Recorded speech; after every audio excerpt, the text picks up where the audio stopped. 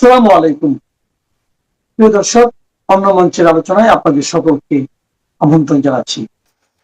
গত পরশু 19শে ডিসেম্বরের সন্ধ্যা। এমনিতেই দিল্লির বাতাস এখন ধোঁয়াশায় ভারী থাকে দিনের বেলাতেও, তার উপর নেমেছে শীতের সন্ধ্যা। একটু আগে প্রধানমন্ত্রী তার একদিন আগে ফিরেছেন জর্ডান, ইথিওপিয়া এবং ওমান সফর শেষ করে দেশে। দিল্লিতে ফিরে রাষ্ট্রপতির সঙ্গে দেখা করে গেছেন একটু আগে, এটাই নিয়ম। বিদেশ থেকে ফেরার পর বিদেশ সফর শেষে ফিরে এসে রাষ্ট্রপতিকে সফরের ব্যাপারে জানানোটা হচ্ছে নিয়ম। তো তিনি চলে যাওয়ার, মোদী সাহেব, আমাদের নরেন্দ্র মোদী প্রধানমন্ত্রী, তিনি রাষ্ট্রপতির সঙ্গে দেখা করে চলে যাওয়ার আধ ঘন্টার মধ্যে কুয়াশা ভেদ করে এক ঝাঁক গাড়ি এসে ঢুকলো রাষ্ট্রপতি ভবনের বিশাল চৌহদ্দিতে। ভবনের প্রবেশ পথে একে একে নিঃশব্দে এসে দাঁড়ালো গাড়িগুলো। তাদের মধ্য থেকে নেমে এলেন আরোহীরা, ভারতের 3 বাহিনীর 3 প্রধান। তারা একসঙ্গে ভবনের ভেতরে ঢুকলেন। প্রশস্ত বিরাট হলঘর, সেখানে আগে থেকে বসে আছেন দুজন, তাদের দুজনেই পরিচিত মুখ। একজন ভারতীয় সেনাবাহিনীর চিফ অফ ডিফেন্স স্টাফ বা সিডিএস জেনারেল অনিল চৌহান এবং অপরজন ভারতের এনএসএ বা national security adviser Ajit Doval. আগন্তুক 3 বাহিনী প্রধান গিয়ে ঘরে এসে তারা তাদের আসন গ্রহণ করলেন। প্রায় সঙ্গে সঙ্গেই বাড়ির ভেতর থেকে ঘরে এসে ঢুকলেন লেফটেন্যান্ট কমান্ডার যশস্বী সোলাঙ্কি। তিনি, যশস্বী সোলাঙ্কি, দেশের রাষ্ট্রপতির প্রথম মহিলা এডিসি বা অ্যাসিস্ট্যান্ট ডে ক্যাম্প। এডিসি ঘরে প্রবেশ করে এক পাশে অ্যাটেনশনের ভঙ্গিতে দাঁড়াতে না দাঁড়াতেই তার পেছনেই প্রবেশ করলেন উজ্জ্বল সাদা শাড়ি পরে। তার সঙ্গে সঙ্গেই প্রবেশ করলেন উজ্জ্বল সাদা শাড়ি পরনে এক সাধারণ চেহারার অসাধারণ মহিলা, ভারতের প্রথম আদিবাসী মহিলা রাষ্ট্রপতি শ্রীমতী দ্রৌপদী মুর্মু। ঘরে উপবিষ্ট সেনাকর্তারা সবাই উঠে দাঁড়িয়ে অভিবাদন করলেন। রাষ্ট্রপতি মহোদয়াও হাত জোড় করে প্রতি অভিবাদন জানালেন। যে যার আসন গ্রহণ করলেন। তারপর মিনিট 15 ধরে কথাবার্তা চলল, বাংলাদেশের পরিস্থিতি নিয়ে কথা। অজিত ডোভাল এবং অনিল চৌহান অল্প কথায় বুঝিয়ে দিলেন কিভাবে ভারতের নিরাপত্তার পক্ষে বিপজ্জনক হয়ে উঠেছে বাংলাদেশ। সেখানকার জঙ্গিতন্ত্র, সেখানকার সরকারের ভারতের বিরুদ্ধে শত্রুতা। এই একই কথা কিছুক্ষণ আগে রাষ্ট্রপতিকে জানিয়ে গেছেন প্রধানমন্ত্রী নরেন্দ্র মোদী ও স্বয়ং। পরিস্থিতি জানেন বলে সিডিএস ও এনএসএ যখন সব বর্ণনা করছেন, রাষ্ট্রপতি মহোদয়া মাথা নেড়ে সমর্থন করছেন। তারপর এক সময় তিনি বললেন, আপনাদের মতো আমিও মনে করি এবার ব্যবস্থা নেয়ার সময় এসে গেছে। ব্যবস্থা নেয়ার মানে বড় কোনো ব্যবস্থা, যেটা সামরিক বাহিনীর সর্বাধিনায়ক হিসেবে দ্রৌপদী মুর্মু, রাষ্ট্রপতি দ্রৌপদী মুর্মুর এখতিয়ারভুক্ত। তিনি বললেন, অর্থাৎ সামরিক ব্যবস্থা নেওয়ার কথা। কবে, কখন, কিভাবে আপনারা অপারেশন করবেন, সার্জিক্যাল স্ট্রাইক করবেন না যুদ্ধ, কোনটা করবেন তা নির্ধারণ করার পুরো অধিকার আমি আপনাদের বিবেচনার উপরে ছেড়ে দিচ্ছি। রাষ্ট্রপতির অনুমোদন পাওয়া হলো, বৈঠক আপাতত শেষ। যে যার মতো বেরিয়ে এলেন রাষ্ট্রপতি ভবন ছেড়ে। সেনাবাহিনীর 3 প্রধান অজিত ডোভাল ও অনিল চৌহানের পরবর্তী গন্তব্য সাউথ ব্লকের আর্মি হেডকোয়ার্টার বা AHQ। সেখানে প্রতিরক্ষা মন্ত্রী রাজনাথ সিং অপেক্ষা করছেন। এবার তার সঙ্গে কথা বলে চূড়ান্ত রণকৌশল আর একবার ঠিক করে নেয়া সেইটা করা হবে। সেই বৈঠক সেরে 3 বাহিনী প্রধান এবং সিডিএস চৌহান যাবেন সেনাবাহিনীর প্রধান কার্যালয় সেনা ভবনে নয়াদিল্লিতেই। প্রিয় দর্শক, গত পরশু আমি একটি এপিসোড করেছিলাম যার শিরোনাম ছিল, ভারত কি এখনো চুপচাপ দেখতেই থাকবে? ইনকিলাব মঞ্চের ওসমান আলী হত্যাকাণ্ডের পর বাংলাদেশের সরকারের প্রত্যক্ষ প্ররোচনা ও মদতে যেভাবে ভারতের বিরুদ্ধে তীব্র কুকথার আক্রমণ চলছে, যেভাবে ভারতীয় হাই কমিশনকে আক্রমণের লক্ষ্যবস্তু করা হচ্ছে, যেভাবে হিন্দুরা নতুন করে ও আরো বড় করে আক্রান্ত হচ্ছে, যেভাবে দীপু দাস নামের হিন্দু যুবককে ইসলাম অবমাননার মন গড়া ও মিথ্যা ধোয়া তুলে প্রকাশ্যে নৃশংসভাবে হত্যা করা হয়েছে, এসব দেখে ভারতের সহ্যের সীমা টুটেছে। সবচেয়ে ভয়ঙ্কর হলো কোনো ঘটনাতেই কোনো গ্রেপ্তার নেই। একটু ভুল বললাম, দীপু দাসের হত্যার ঘটনায় 7 জনকে গ্রেপ্তার করা হয়েছে বলে জানা গেছে। কে জানিয়েছেন এই গ্রেপ্তারির ঘটনা? পুলিশ নয়, সরকারের কোনো দপ্তর নয়, জানিয়েছেন স্বয়ং প্রধান উপদেষ্টা ইউনূস মিয়া, মোহাম্মদ ইউনূস। তিনি কেন? রাষ্ট্রপতির সবুজ সংকেত পাওয়ার খবর কি তার কানে গেছে? তাতে কি শেষ রক্ষা হবে? শান্ত হবে ভারত? আমার সেই প্রতিবেদনে আমি এটাও বলেছিলাম, ভারতের সর্বোচ্চ রাজনৈতিক ডিসিশন মেকিং বডিতে আলোচনা চলছে, আরো কিছুটা অপেক্ষা করা হবে নাকি এখনই উচিত শিক্ষা দিতে ব্যবস্থা নেওয়া হবে। এই সিদ্ধান্ত নেয়ার ব্যাপারটা তখনও আলোচনার মধ্যে ছিল।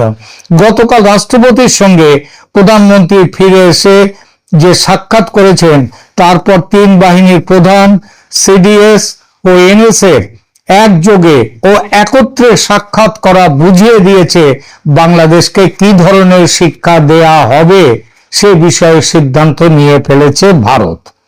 কি সেই সিদ্ধান্ত, তার পুরো বিবরণ অবশ্য এখনো পাইনি। তবে অপারেশন সিন্দুর যেমনটা দেখিয়েছে তেমনটা হলে প্রথমে হবে নির্দিষ্ট কিছু জঙ্গি ঘাঁটিতে, সেই সব লক্ষ্য বস্তুতে সার্জিক্যাল স্ট্রাইক। আপনাদের হয়তো মনে আছে কিছুদিন আগে দিল্লিতে ভারতের এনএসএ মিস্টার ডোভালের সঙ্গে বাংলাদেশের এনএসএ খলিলুর রহমানের বৈঠক হয়েছিল। তারপর আবার কয়েকদিনের মধ্যে আবার ডোভাতেও বৈঠক বসেছিল, সেখানে আমেরিকার প্রতিনিধিরাও ছিলেন। এসব খবর আপনারা জানেন।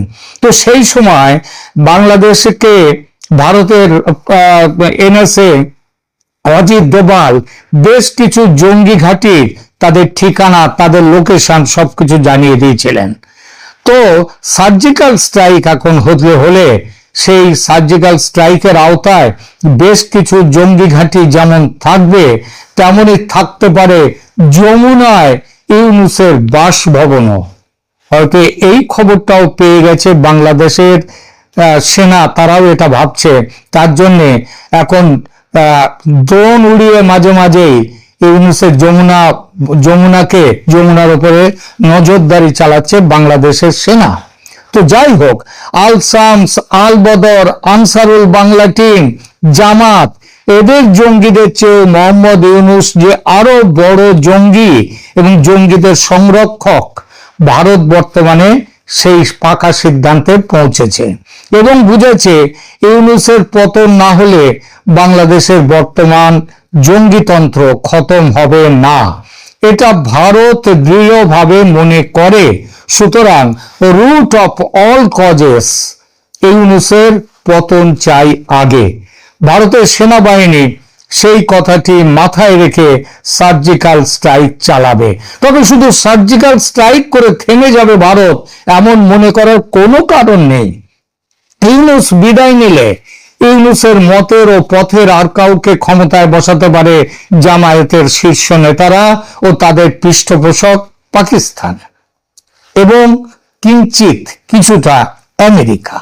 সেই ব্যক্তি চেহারায়, পোশাকে, আশাকে, কথায়, বার্তায় জামাতি হবেন না, তবে চিন্তাধারায় জামাতি, মানসিকতায় জামাতি, ঘোর মৌলবাদী ও ভারত বিরোধী। তিনি হবেন গোঁফ দাড়িবিহীন মৌলবাদী বুদ্ধিজীবী, এই নোবেল জয়ী ইউনূসের মতন। আমার দেশ পত্রিকার মাহমুদুর রহমানের মতো ভেকধারী কারোর নাম কিন্তু ঘুরছে বাজারে ইতিমধ্যে। বিভিন্ন গোয়েন্দা সূত্র জানাচ্ছে এমনিতেই মোহাম্মদ ইউনূসকে আর রাখতে চায় না জামাত, তার থেকে যতটা নেওয়া হয়ে গেছে। সুতরাং প্রকাশ্যে স্বরাষ্ট্র উপদেষ্টা জাহাঙ্গীর আলম চৌধুরী ও আইন উপদেষ্টা আসিফ নজরুলের বিরুদ্ধে যেমন অপসারণ ও তাদের জুতা পেটা করার দাবি উঠেছে, তেমন দাবি ইউনূসের নামে এখনো পর্যন্ত না উঠলেও সেই প্রক্রিয়া কিন্তু পরোক্ষে শুরু হয়ে গেছে। জামাতের অসন্তুষ্টির বড় কারণ ইউনূস নির্বাচন ডেকে জামাতের কথা অমান্য করেছে। তবে ওসমান হাদির খুনের ব্যবস্থা করে ও দেশব্যাপী বিক্ষোভ আন্দোলনের সাহায্যে নির্বাচন অনির্দিষ্টকালের জন্য যাতে স্থগিত রাখা যায়, সেই চেষ্টা সম্ভবত জেনারেল ওয়াকারুজ্জামানের সঙ্গে জোট বেঁধে সেই চেষ্টা করে ইউনূস ড্যামেজ কন্ট্রোলের কিছুটা চেষ্টা চালাচ্ছেন। জামাত তাই এখনো প্রকাশ্যে ইউনূস বিরোধী বয়ান তুলছে না, এবং দেখবেন, খেয়াল করবেন, ওয়াকারুজ্জামানের বিরুদ্ধেও এখন খুব একটা এখন আদৌ কোনো কথা বলছে না জামাত। তবে যে কোনো মুহূর্তে সব দায় ইউনূসের ঘাড়ে এবং ওই ওয়াকারুজ্জামানের ঘাড়ে চাপিয়ে হাত ধুয়ে ফেলতে পারে তারা। শেখ হাসিনার শাসনকে ফ্যাসিস্ট শাসন আখ্যা দিয়ে যে বুদ্ধিজীবী আর সংবাদ মাধ্যমগুলো শেখ হাসিনাকে কাঠগড়ায় তুলেছিল দিনের পর দিন, তারা ডক্টর সঞ্জিদা খাতুনের বহু পরিশ্রমে তৈরি ছায়ানটের ধ্বংস হওয়া দেখে আজ বুঝেছেন ফ্যাসিজম কাকে বলে। যে প্রথম আলো আর ডেইলি স্টার লাগাতার হাসিনা বিরোধী প্রচারণা চালিয়ে গেছে, তাদের দপ্তরে আগুন লাগার পর এখন তারাও বুঝছে ফ্যাসিস্টদের চেহারা কেমন হয়। জুলাই বিপ্লবের অন্যতম মশাল বাহক উদীচী, তারাও এখন নিশ্চয় বুঝতে পারছে আসল ফ্যাসিস্ট কে, হাসিনার আমল নাকি এই আমল। ভারত এই সবকিছুই পর্যবেক্ষণ করে এই সিদ্ধান্তে এসেছে ইউনূস আমলের পাপের 16 কলা পূর্ণ হয়েছে, আর অপেক্ষা নয়। মিটমিটে শয়তান জামাতের বড় অনুচর ওয়াকারুজ্জামানের সুবুদ্ধি কবে উদয় হবে তার জন্য আর অপেক্ষা নয়, এবার ব্যবস্থা নেয়ার সময় সমাগত। সেই ব্যবস্থা নেয়ার সবুজ সংকেত দিয়ে দিলেন সেনাবাহিনীর সর্বাধিনায়ক ভারতের রাষ্ট্রপতি মাননীয়া দ্রৌপদী মুর্মু। আগেই বলেছি, কড়া বার্তা দিতে প্রথমে সার্জিক্যাল স্ট্রাইক, কিন্তু একই সঙ্গে পরিকল্পনায় আছে চিকেন স্নেক চওড়া করে এলিফ্যান্ট স্নেক করা। রোজ রোজ শিলিগুড়ি করিডোর নিয়ে বাংলাদেশের এই ব্ল্যাকমেল অসহ্য হয়ে গেছে ভারতের, এর একটা হেস্তনেস্ত করা দরকার। অসমর্থিত সূত্রে খবর পাচ্ছি মুরগির গলা এখন এই মুহূর্তে নাকি এক ঠিক মুরগির গলা নেই, ইতিমধ্যে হাতি না হলেও ঘোড়ার গলা হয়ে গেছে, কিংবা অন্য কোনো প্রাণীর গলা হয়ে গেছে। অঘোষিত অতিক্রমণে ইতিমধ্যে নাকি অনেকটাই চওড়া হয়ে গেছে ভারতের চিকেন স্নেকের অঞ্চল। ভারত চাইছে পুরো রংপুর ডিভিশন মানে বাংলাদেশের মাথাটা কেটে নিতে। 71-এ কোনো মূল্য না দিয়ে স্বাধীন বাংলাদেশ তৈরি করে দিয়েছিল ভারত। 16,000 ভারতীয় সেনার জীবন গিয়েছিল, কয়েকশো কোটি টাকা খরচ হয়েছিল, বিনিময়ে আজকের বাংলাদেশ যারা আবার কিনা পূর্ব পাকিস্তানে ফিরে যেতে চাইছে, হুঙ্কার দিচ্ছে ভারতের 7 রাজ্যকে ভারত থেকে বিচ্ছিন্ন করবে। তাই এবার সুদে আসলে পুরনো পাওনা উসুল করবে ভারত। শুধু শিলিগুড়ি করিডোর চওড়া করা নয়, 7 সিস্টার্সের 7 রাজ্য ও সিকিমের যোগ যাতে সমুদ্রের সঙ্গে করা যায়, সেজন্য বাংলাদেশের নিজের যে আরেকটা চিকেন স্নেক আছে ফেনী নদী বরাবর, সেই চট্টগ্রামকে মুক্ত করার কথাও ভাবছে ভারত। ত্রিপুরার যুদ্ধ বিমান ঘাঁটি জোরদার করা হয়ে গেছে ইতিমধ্যে। এর সঙ্গে মিজোরামে নতুন একটি সেনা গ্যারিসন তৈরি করছে ভারত। ভারতের এসব ভাবনা বাংলাদেশের বন্ধুদের খারাপ লাগতেই পারে, সেটাই স্বাভাবিক।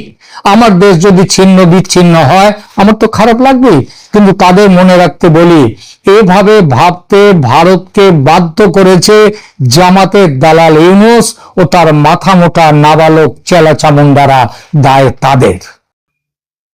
গতকাল আপনাদের সেনাপ্রধান, বাংলাদেশের সেনাপ্রধান ওয়াকারুজ্জামান আমাদের সেনাপ্রধান উপেন্দ্র ত্রিবেদীকে দুবার ফোন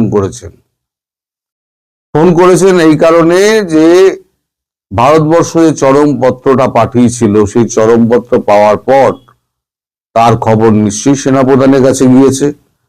সেনাপ্রধান তারপর উদ্যোগী হয়ে ফোন করেছিলেন, দুবার কথা হয়েছে। কতক্ষণ হয়েছে না হয়েছে তার বিষয়বস্তু সময়টা আমি জানি না, কিন্তু বিষয়বস্তু আমার কাছে অল্প সংখ্যক কিছু এসে পৌঁছেছে, যেটা আমি আপনাদের সঙ্গে ভাগ করে নিতে চাই। আপনাদের সেনাপ্রধান ওয়াকারুজ্জামান, তিনি ভারতবর্ষ সেনাপ্রধানকে, আমাদের উপেন্দ্র ত্রিবেদীকে বলেন যে ভারতবর্ষ একটি দায়িত্বশীল রাষ্ট্র। আমরা জানি ভারতবর্ষ এমন কিছু করবে না যাতে পার্শ্ববর্তী একটা ক্ষুদ্র দেশের কোন রকম ক্ষতি হয়। আপনারা আমাদের উপর আস্থা রাখতে পারেন, আমরা আমাদের মতো ব্যবস্থা নেব। পরিবর্তে আমাদের সেনাপ্রধান উপেন্দ্র ত্রিবেদী বলেন, আমরা 58 পৃষ্ঠার স্যাটেলাইট পিকচার দিয়েছিলাম, তার 93% কাজ আপনারা করেননি, 7% কাজ আপনারা করেছেন। মানে ওই রংপুরের গিয়ে যে চালাটালাগুলো ভাঙা, ওইটার কথাই হয়তো উনি উল্লেখ করেছেন। উনি বলেন রাষ্ট্রীয় পৃষ্ঠপোষকতায় ভারত বিরোধিতার কাজ চলছে। রাষ্ট্রীয় পৃষ্ঠপোষকতায় বলেছেন, কিন্তু কারোর উনি নাম বলেননি। এই পৃষ্ঠপোষকতার মধ্যে রয়েছেন 8 জন উপদেষ্টা ও 3টি রাজনৈতিক দল। 1971 সালে আমরা ইতিহাস বদল করেছিলাম, 1925 সালে আমরা ভূগোল বদল করে দেব। পরিষ্কার হুমকি যাকে বলে, এইটা আমাদের সেনাপ্রধান বলে দিয়েছেন। আর বলেছেন যে 8 জন পাকিস্তানি যে সেনা এবং আইএসআই আপনাদের ওখানে ছিল, আপনাদের সরকারি পৃষ্ঠপোষকতায় এবং আপনার লোকের সাহায্যে তারা পালিয়ে গিয়েছে।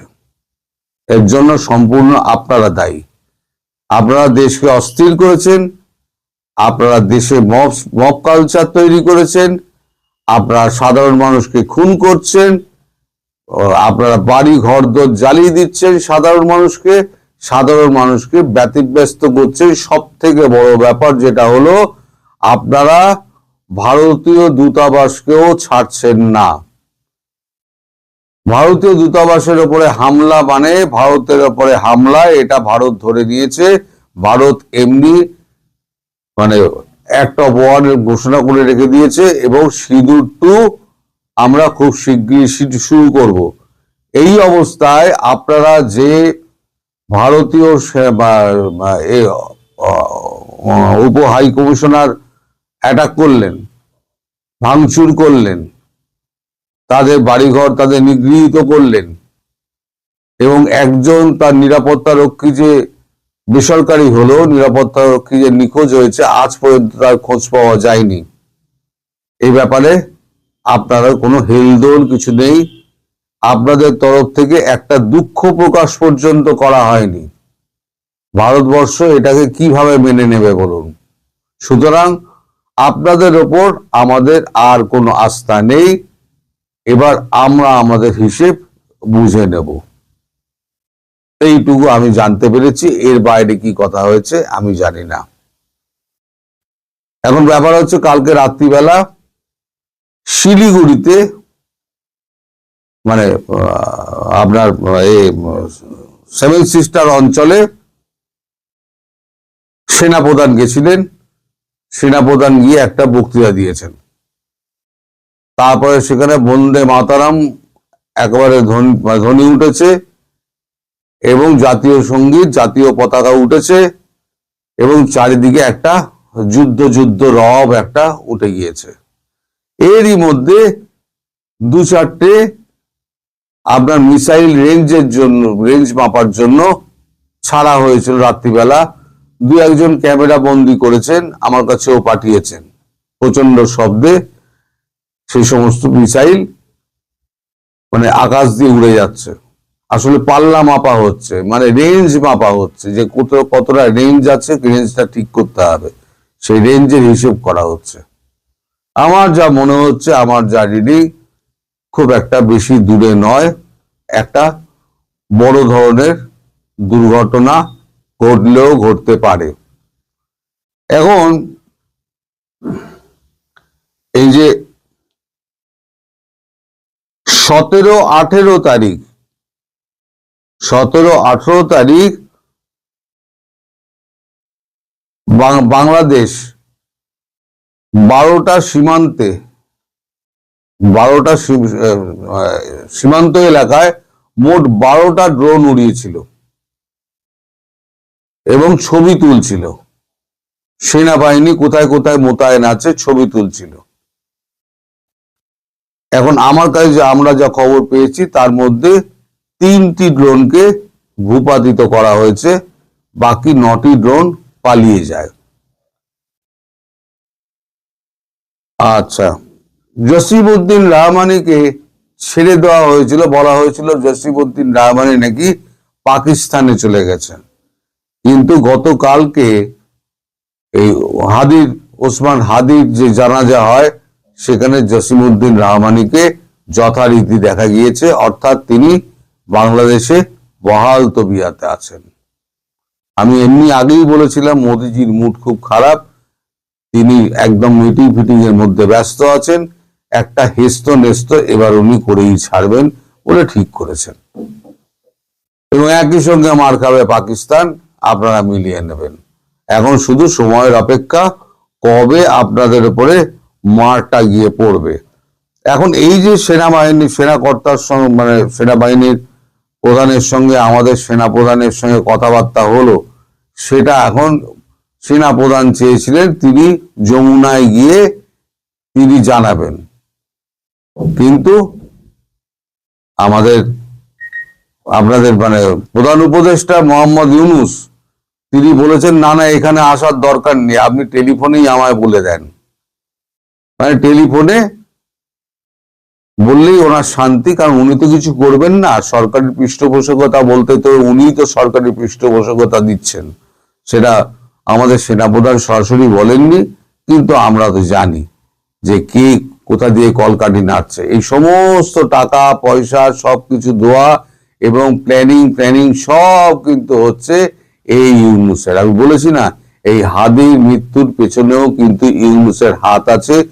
আজকে আপনারা হয়তো আমায় অবিশ্বাস করছেন, একদিন প্রমাণিত হবে যে আমি সত্যি কথা বলেছিলাম, ইউনূস এইটা কাণ্ডটা করছে, কারণ জামাত চায় না নির্বাচন হোক, ইউনূস চায় না নির্বাচন হোক, ফলে এমন একটা অঘটন ঘটিয়ে দাও যাতে নির্বাচনটা পিছিয়ে যায়, আর ভারতবর্ষকে এমন করে খোঁচাতে লেগে যাও যাতে ভারতবর্ষ বাধ্য হয়ে আমাদের ওপর অ্যাটাক করে, তারপর আমরা তাই মধুসূদন করব, সারা পৃথিবীতে আমরা চেঁচামেচি করব, লোকজন ডাকবো, কিন্তু কেউ আসবে না, কারণ অ্যামনেস্টি ইন্টারন্যাশনাল পর্যন্ত বলে দিয়েছে আপনাদের দেশ সুরক্ষিত নয়। আপনাদের দেশ থেকে ইউএস থেকে আরম্ভ করে কানাডা, ইউকে সব পালিয়ে যাচ্ছে, কেউ আপনাদের দেশে নেই, সব এমবেসিতেও তালাচাবি লাগাচ্ছে। আপনাদের এখন মানে ঘেরাটোপের মধ্যে পড়ে গিয়েছেন, আপনাদের কে বাঁচাতে আসবে? পাকিস্তান, তার অবস্থা খুব খারাপ, আসিম মুনির লুকিয়ে গেছে, তাকে ট্রাম্প ডেকে পাঠিয়েছে, সে আর দেখা করতে যেতে পারছে না, গেলেই হেঁটে চেপে ধরবে, তুমি যে এখানে ডিনার খেয়ে গেলে আর বলে গেলে যে তুমি ইসরায়েলের সৈন্য পাঠাবে প্যালেস্তাইনের সঙ্গে লড়ার জন্য, সেটার কি হলো? সৈন্য পাঠাও, দেশের মধ্যে অবস্থা খারাপ, আপনারা সবই খবর পাচ্ছেন। সুতরাং আসিম মুনির এই সময়তে বাংলাদেশের দিকে তাকাবে না, চীন তো তাকাবেই না, চীন বোঝে ব্যবসা এবং চীন বোঝে তার কি বলে ফায়দা, এছাড়া চীন নড়ে না। বাকি রইল কি তার কি আপনার দিকে আসবে না, কারণ তার কি নিজের সমস্যা এত বেশি হয়ে গেছে, তার কাছে খাদ্য সংকট দেখা দিয়েছে, বারবার কাতর অনুনয় বিনয় করা সত্ত্বেও ভারতবর্ষ টাকা দিচ্ছে, খাদ্য দিচ্ছে না, টাকা দিতে চাইছে কিন্তু খাদ্য দেবে না। তোরা শুকিয়ে মর, এদিন আপনাদেরও আসবে। এই যে আজকে তুর্কির যে অবস্থা হয়েছে, এদিন আপনাদেরও আসবে। কাল যদি হাই কমিশন বন্ধ করে দেয়, তার মানে কূটনৈতিক সম্পর্ক ছিন্ন হয়ে গেল। যুদ্ধের আগে তো হাই কমিশন বন্ধ তো হবেই। হাই কমিশন বন্ধ হওয়া মানে জানবেন যুদ্ধের প্রথম স্টেপটা পড়ে গেল। আর দ্বিতীয় স্টেপটা হচ্ছে, যখন কূটনৈতিক সম্পর্ক ছিন্ন হয়ে যায়, তখন কোন রকম লেনদেন আর কোন রাষ্ট্রের সঙ্গে, সেই রাষ্ট্রের সঙ্গে তো হয় না। ফলে আপনাদের কাছে টাকা দিলেও ভারতবর্ষ আর খাদ্য সামগ্রী পাঠাবে না। এদিকে আমাদের সেভেন সিস্টারে যেভাবে বন্দে মাতরম যেভাবে উচ্চারিত হচ্ছে এবং জাতীয় সঙ্গীত বাজানো হচ্ছে এবং আপনার পতাকা নিয়ে দৌড়দৌড়ি হচ্ছে, আমার মনে হচ্ছে আমাদের সেনা তো আর আপনাদের সেনার মতো নয়। তারা লড়াই করার জন্য প্রস্তুত হয়ে রয়েছে। তারা বলছে আমাদের একবার সুযোগ দিন। আমার মনে হয় বুটস অন গ্রাউন্ডস হবে। আর যদি ভারত ঢোকে, তাহলে পরে কিন্তু ভারত সহসা বেরোবে না। এবং এই যত আছে আপনাদের উগ্রপন্থী, যত সন্ত্রাসবাদী আছে, সব ধরে ধরে গুলি করে মারবে প্রত্যেক কটাকে। এবং একদিনের জন্য থাকবে না, বেশ কিছু দিনের জন্য থাকবে। আমার কথা মিলিয়ে নেবেন। এখন এই হলো গিয়ে আপাতত আপডেট। এর বাইরে আমার কাছে আজকে কোনো খবর নেই। আমি খবর নেওয়ার চেষ্টা করছি এই যুদ্ধের কি অবস্থা, মানে যুদ্ধ আদৌ হবে কিনা, যদি হয় তাহলে কবে হবে, কিভাবে হবে, তার খবরাখবর আপনারা দেওয়ার চেষ্টা করবো। সবাই ভালো থাকবেন, সুস্থ থাকবেন, সাবধানে থাকবেন।